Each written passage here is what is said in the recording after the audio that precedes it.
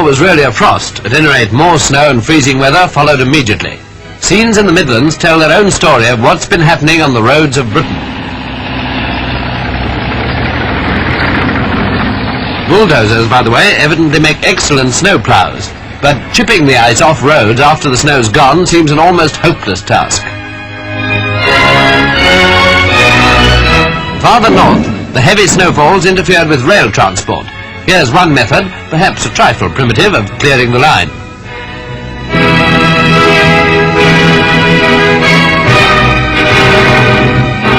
At Grantham Station, part of the roof collapsed owing to the weight of snow, another good reason why many trains were running late. What with gas and electricity cuts plus the Arctic weather, the country certainly has been going through a bad time. For once in a while, however, it isn't only Britain that's been catching it. Milwaukee, for example, has had the worst blizzard for 24 years. After a fall of 18 inches, traffic was at a standstill. Well, you can see what it was like over there.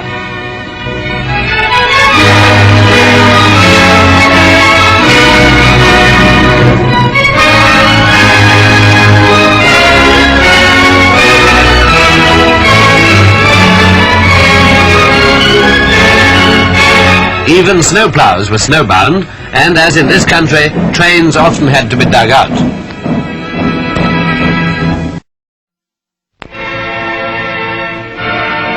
What with the coal shortage and resulting electricity cuts, the people of Britain can think of little else but the coal, especially with snow, icicles and burst pipes to remind them. Badly. German prisoners of war have been trying to keep the lines clear for the coal trains, but more drastic methods had to be found. One idea was to mount 2 jet aero engines on trucks and half melt, half blow the snow away.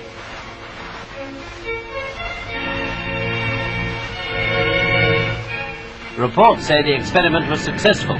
Certainly looks it anyway.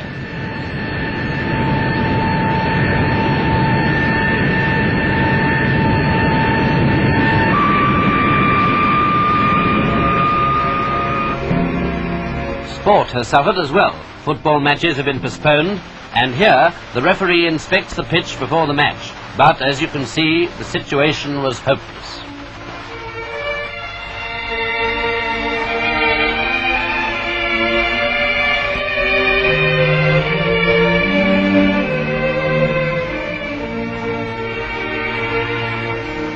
At other grounds, some hard work was put in clearing the snow from the lines in the hope of play, but usually the results were the same. Of course, the great freeze-up pleases some people. Skating and sliding has been in full swing in St James's Park, and if that notice means anything, somebody will make a nice profit out of the weather.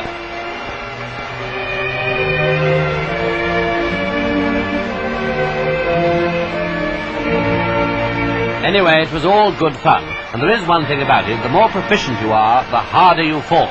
Perhaps it's vanity. Even ice hockey made its appearance in some parks, enthusiasts at last getting a chance to try this fastest sport. Britain's winter front has certainly been a lively one.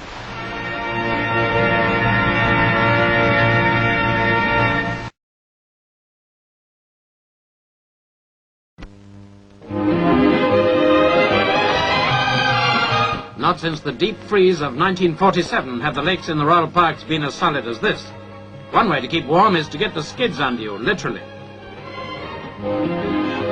It's all right if you're an expert, but a learner has to take it on the chin.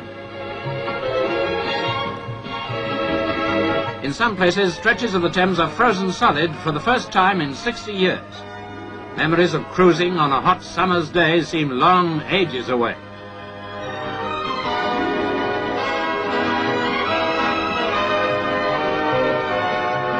More like the Ice Age at the moment.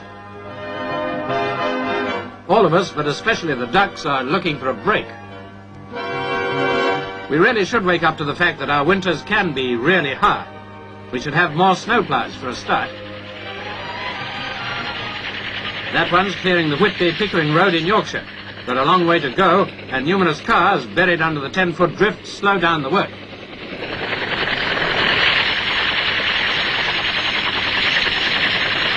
Mile after mile of unbroken snowfields. Villages cut off, travellers marooned, and 3 people killed by avalanches.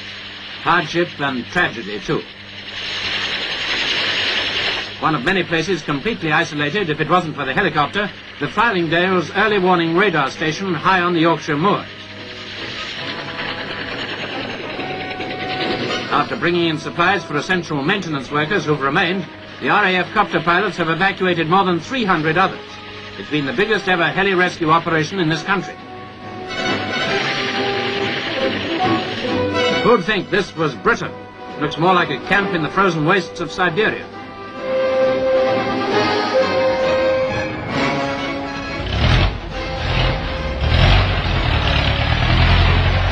Might just as well be Siberia, for it'll be many days before roads to the outside world can be reopened.